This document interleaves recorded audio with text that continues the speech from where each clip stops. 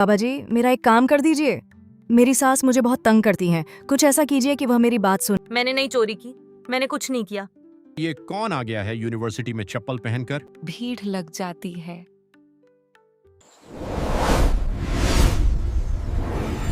हम आपका स्वागत करते हैं एक नई कहानी में।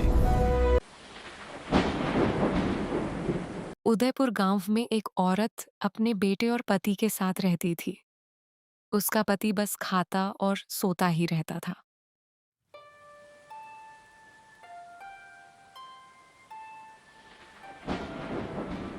समोसे ले लो, गरम गरम समोसे, ताजे और खस्ते समोसे ले लो।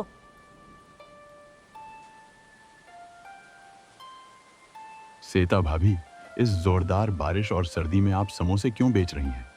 इस मौसम में तो समोसे भी ठंडे हो जाते हैं। क्या करूं भैया, आप तो जानते ही हैं, मेरा पति काम नहीं करता, मैं मजबूर हूँ। घर के लिए खाना भी चाहिए होता है और रोहन की फीस भी भरनी पड़ती है।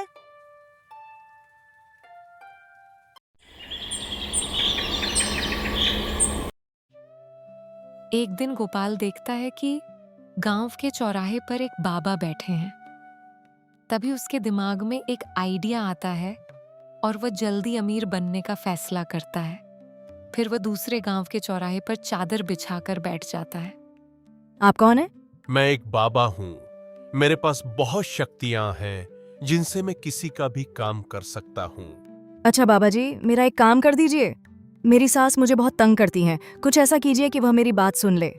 काम हो जाएगा, लेकिन इसके लिए 20,000 रुपए फीस है। गोपाल इसी तरह सबको छूना लगाता रहता है, लेकिन कुछ दिन बाद सबको सच्चाई का पता चल जाता है। फिर पुलिस आकर उसे पकड़कर थाने ले जाती है। क्या हुआ बेटा, इतने परेशान क्यों हो? मुझे यूनिवर्सिटी में एडमिशन मिल गया है। जो टेस्ट मैंने दिया था उसका रिजल्ट भी आ गया और मैं पास हो गया हूँ, लेकिन मेरी फीस बहुत ज्यादा है। मेरे लिए तो सब आप ही हो ना, आप तो एक बड़े ऑफिसर बनाना चाहती हो ना। कोई बात नहीं बेटा, मैं कहीं और भी काम कर लूंगी और तुम्हारी फीस आधा कर दूंगी। अगले दिन गीता महल की तरफ जाती है। प्रणाम मालिका जी, मुझे काम की बहुत जरूरत है, दया करके मुझे अपने यहाँ काम पर रख लीजिए। हाँ, मुझे वैसे भी एक हेल्पर की जरूरत थी। तुम कल से काम पर आ जाना। अब गीता सुबह सुबह महल में काम करती है और शाम को समोसे बेचती है। एक दिन जब गीता महल आती है तो मालिका बहुत गुस्से में होती है। मैं माफी चाहती हूँ, आज थोड़ी देर हो गई।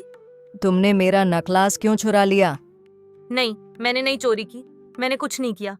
आप गलत समझ रही हैं। चुप रहो, जाओ, यहाँ से निकल जाओ। चोरी करने की नीयत से ही आते हो। गीता परेशान होकर घर वापस आ जाती है। क्या हुआ? इतने गुस्से में क्यों हो? और ये शोर कैसा था? वो जो मैंने कल एक मेड रखी थी ना, उसने मेरा नेकलेस चुराया। इस वजह से मैंने उसे डांटकर नौकरी से निकाल दिया।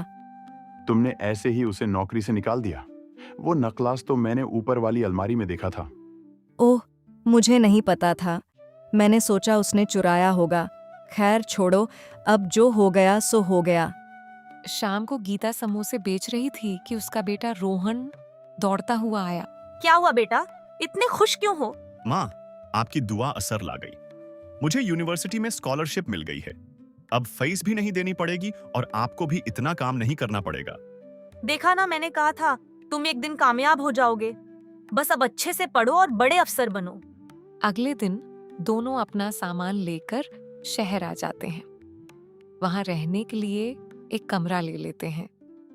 अगले दिन रोहन यूनिवर्सिटी जाता है। अरे ये कौन आ गया है यूनिवर्सिटी में चप्पल पहनकर? मैं रोहन हूँ, मेरा नया एडमिशन हुआ है। तुम्हारे पास अच्छे जूते लेने के पैसे नहीं हैं, तो तुमने इतनी बड़ी यूनिवर्सिटी की फीस कैसे दी? तुम्हें एडमिशन किसने दिया? हा हा, यहाँ गरीबों की कोई जगह नहीं है। हम दोनों को देखो, कितने अच्छे से तैयार होकर आए हैं, और खुद को देखो, लगता है कभी नए कपड़े भी नहीं लिए।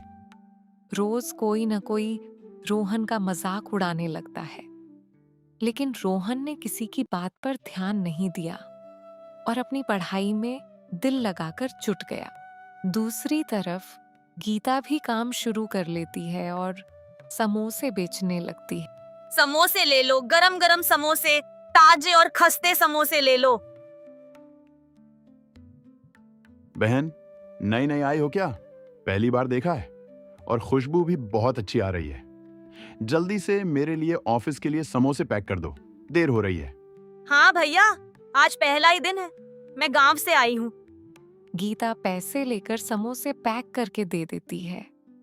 1-2 हफ्ते बाद गीता के समोसे बहुत मशहूर हो जाते हैं, भीड़ लग जाती है। बेटा, मेरे पास कुछ पहले के भी पैसे थे और इन दिनों लोगों ने इतना प्यार दिखाया कि मेरे पास काफी पैसे जमा हो गए हैं। अब भीड़ बढ़ जाती है, लोग काफी हो जाते हैं, तो मैं सोच रही हूँ कि कोई रेस्टोरेंट किराए पर ले लूं और उसी पर समोसे भी बेचूं और भी खाने बनाऊं। हाँ माँ, वो भी ठीक है, लेकिन उसमें ज्यादा काम करना पड़ेगा। मेरा भी आखिरी सेमेस्टर है, फिर मेरी बैंक में मैनेजर की पोस्ट पर नौकरी लग जाएगी, फिर हम वहां काम करने के लिए लोग रख लेंगे। आप बस अपने हाथों से खाना बनाना, क्योंकि यह सब आपके स्वाद की वजह से ही हो रहा है। आज गीता अगले दिन एक रेस्टोरेंट में जाती है। अस्सलाम वालेकुम भाई, कैसे हैं? मैंने सुना है आप रेस्टोरेंट किराए पर दे रहे हैं। वालेकुम सलाम। हाँ गैर, यह रेस्टोरेंट किराए पर है, मैं दे दूंगा, लेकिन पाबंदी से किराया देना पड़ेगा। ठीक है भाई, आपका किराया आपको हर महीने मिल जाएगा, कोई शिकायत नहीं होगी। अब उनकी जिंदगी ठीक हो जाती है। गीता का रेस्टोरेंट अच्छा चलने लगता है और रोहन को भी उसकी डिग्री मिल जाती है। दोस्तों, हमेशा मेहनत करनी चाहिए, मेहनत करने वाला कभी नाकाम नहीं होता। तो दोस्तों, कैसी लाइक लगी ये करें कहानी? और इस सब्सक्राइब कहानी के करें। लिए एक लाइक और सब्सक्राइब कर देना। शुक्रिया।